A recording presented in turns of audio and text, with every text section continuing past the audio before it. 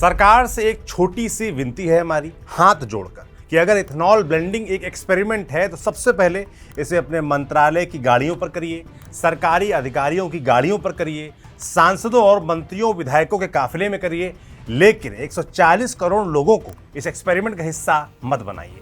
वो भी कम से कम बिना सहमति के तो मत ही बनाइए।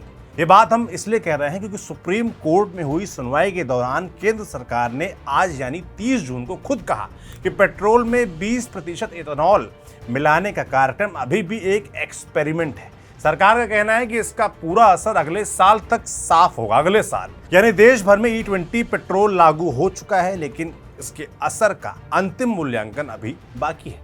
अब जरा सोचिए, अगर कोई नीति अभी प्रयोग के दौर में है तो उसका सबसे बड़ा बोझ कौन उठा रहा है, सरकार या आम आदमी? क्योंकि पेट्रोल तो आप भरवा रहे हैं, हम भरवा रहे हैं, बाइक आपकी है, कार आपकी है। अगर माइलेज कम होता है तो नुकसान आपका है, अगर इंजन में कोई दिक्कत आती है तो जेब आपकी ढीली होगी। सरकार कहती है अभी तक ऐसा कोई ठोस वैज्ञानिक सबूत नहीं है जिससे साबित हो कि E20 से इंजन खराब होता है। लेकिन दूसरी तरफ हजारों वाहन मालिक सोशल मीडिया से लेकर सर्विस सेंटर तक यही शिकायत कर रहे हैं कि माइलेज घट गया है और गाड़ी पहले जैसी नहीं चल रही। यही सबसे बड़ा सवाल है। और अगर सब कुछ इतना ही साफ है तो फिर सरकार इसे खुद एक्सपेरिमेंट क्यों कह रही है? बोले ना ऑल इज वेल, पर वो तो कह नहीं रही, वो कह रही एक्सपेरिमेंट है, वो भी सुप्रीम कोर्ट में कह रही है। क्या है पूरा मामला, बताएंगे आपको इस वीडियो में। नमस्ते, मेरा नाम सौरभ त्रिपाठी है, आप न्यूज़ बेंच देख रहे हैं। सबसे पहले जानिए कि सुप्रीम कोर्ट में आखिर मामला था क्या। सुप्रीम कोर्ट में सुनवाई इस बात पर नहीं हो रही थी कि E20 सही है या गलत। मामला इथेनॉल की सप्लाई और उसके आवंटन का था। लेकिन सुनवाई के दौरान सरकार ने जो बयान दिया उसने पूरे देश में नई बहस छेड़ दी है। पूरा विवाद कर्नाटक की एक डिस्टिलरी से शुरू हुआ। हर साल इंडियन ऑयल, भारत पेट्रोलियम और हिंदुस्तान पेट्रोलियम जैसी सरकारी तेल कंपनियां इथेनॉल खरीदने के लिए टेंडर निकालती हैं। अलग अलग डिस्टिलरी इसमें हिस्सा लेती हैं और सरकार की नीति के मुताबिक उन्हें इथेनॉल सप्लाई का कोटा मिलता है। 2025-26 के सप्लाई वर्ष में कर्नाटक की विंब distilleries and sugar private limited ने दावा किया कि उसे जितना इथेनॉल सप्लाई करने का मौका मिलना चाहिए था उतना नहीं मिला। कंपनी हाईकोर्ट पहुंची। कर्नाटक हाईकोर्ट ने ऑयल मार्केटिंग कंपनियों से कहा कि इस कंपनी के आवंटन पर दोबारा विचार किया जाए। यहीं से मामला सुप्रीम कोर्ट पहुंच गया। भारत पेट्रोलियम ने कहा कि अगर एक कंपनी का कोटा दोबारा खोला गया तो बाकी कंपनियां भी अदालत पहुंच जाएंगी। इससे पूरे देश की इथेनॉल सप्लाई व्यवस्था गड़बड़ा जाएगी। सरकार ने भी अदालत से यही कहा कि पूरे देश के सप्लाई कॉन्ट्रैक्ट पहले ही फाइनल हो चुके हैं। इसी दौरान केंद्र सरकार की ओर से पेश अटॉर्नी जनरल आर वेंकट रमणी ने अदालत में कहा कि सरकार अभी 20% इथेनॉल ब्लेंडिंग के साथ एक एक्सपेरिमेंट कर रही है और अगले साल तक उसके परिणाम ज्यादा स्पष्ट हो जाएंगे। बस इसी एक बयान पर पूरे देश में चर्चा शुरू हो गई है। अब सरकार का पक्ष भी समझ लेते हैं। सरकार कहती है कि इथेनॉल ब्लेंडिंग से कच्चे तेल का आयात कम होगा, विदेशी मुद्रा बचेगी, किसानों की आय बढ़ेगी, कार्बन उत्सर्जन घटेगा और भारत ऊर्जा के मामले में ज्यादा आत्मनिर्भर बनेगा। सरकार का दावा है कि इथेनॉल ब्लेंडिंग की वजह से अब तक देश का 1,40,000 करोड़ रुपए से ज्यादा का विदेशी मुद्रा बचा है। ये सारे मकसद अच्छे हैं, उन पर किसी को आपत्ति नहीं हो सकती, हमको भी नहीं, किसी को नहीं हो सकती। लेकिन सवाल ये है कि क्या इन मकसदों को हासिल करने का तरीका भी उतना ही मजबूत है? फिलहाल तो ऐसा होता बिल्कुल नहीं दिख रहा। देश में 1 अप्रैल से E20 पेट्रोल लागू हो चुका है। सरकार ने 20% ब्लेंडिंग का लक्ष्य समय से पहले हासिल कर लिया। अब लक्ष्य 2030 तक 30% ब्लेंडिंग का है। दूसरी तरफ केंद्रीय मंत्री नितिन गडकरी E100 यानी 100% इथेनॉल की बात भी कर चुके हैं। यानी जिस नीति को सरकार खुद सुप्रीम कोर्ट में अभी एक्सपेरिमेंट बता रही है उसी को और आगे बढ़ाने की तैयारी भी चल रही है। मगर इसे लेकर शिकायतों की भी एक लंबी लिस्ट है। सबसे पहली शिकायत है माइलेज की। आए दिन मीडिया रिपोर्ट्स में देश भर के लोग कह रहे हैं कि E20 आने के बाद उनकी गाड़ी पहले जितना माइलेज नहीं दे रही। कई लोग 10 से 15% तक की गिरावट का दावा कर रहे हैं। सरकार इसे सहमत नहीं है। पेट्रोलियम मंत्रालय का कहना है कि 4 पहिया वाहनों में लगभग 1 से 2% और 2 पहिया वाहनों में 3 से 4% तक का असर हो सकता है। यानी सरकार और उपभोक्ताओं के दावों में बड़ा अंतर दिखाई देता है। सवाल उठता है कि यहाँ कि अगर लाखों लोग एक जैसी शिकायत कर रहे हैं तो उनकी बात की स्वतंत्र जांच क्यों नहीं करवाई जाती? दूसरी शिकायत इंजन को लेकर है।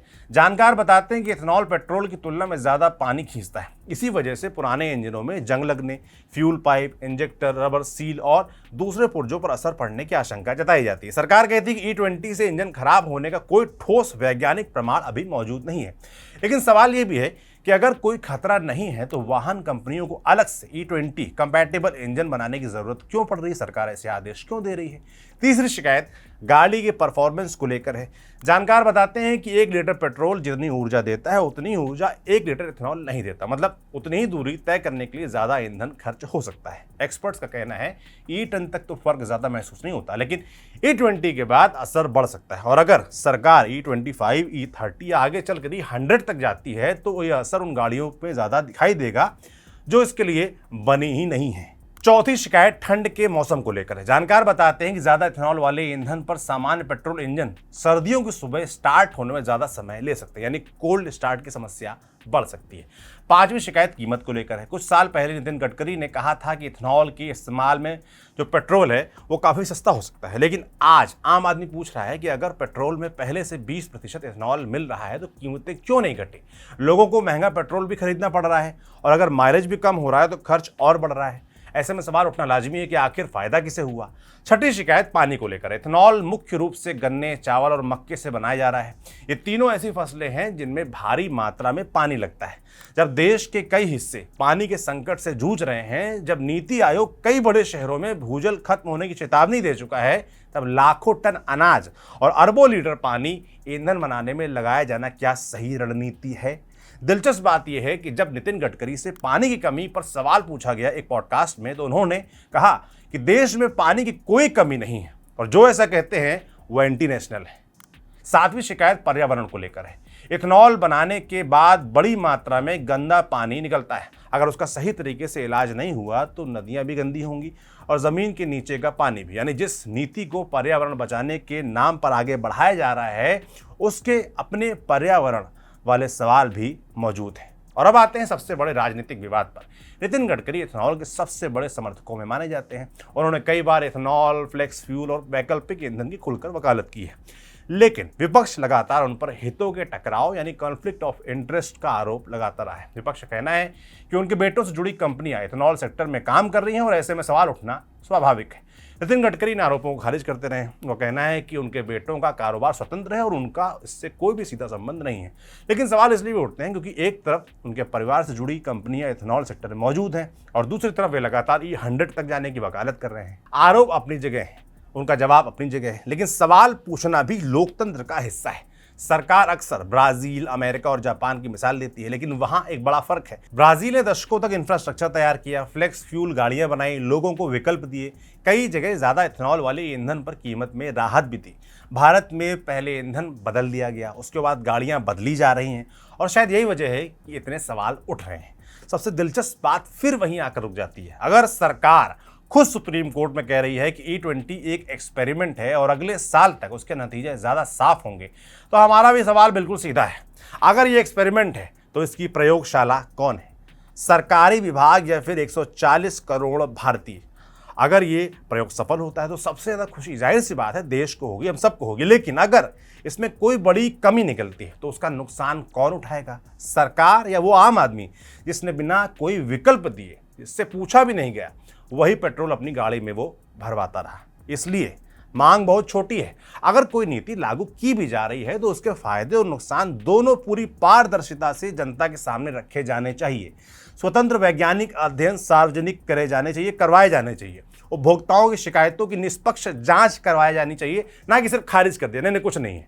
और सबसे जरूरी बात, अगर सरकार इसे एक्सपेरिमेंट मान रही है तो देश की जनता को भी ये जानने का पूरा अधिकार है कि इस प्रयोग की कीमत आखिर कौन चुका रहा है। उम्मीद है जवाब आएगा, इंतजार में हम बैठे हैं, आप भी जरूर इंतजार करेंगे। बाकी आपका क्या ख्याल है इस एक्सपेरिमेंट, इथेनॉल पॉलिसी, इन सब चीज़ों के बारे में कमेंट बॉक्स में लिखकर जरूर बताइएगा। इसे लिखा था हमारे साथी खुशबू ने। मेरा नाम सौरभ त्रिपाठी है, कैमरे के पीछे अनुराग है। शुक्रिया।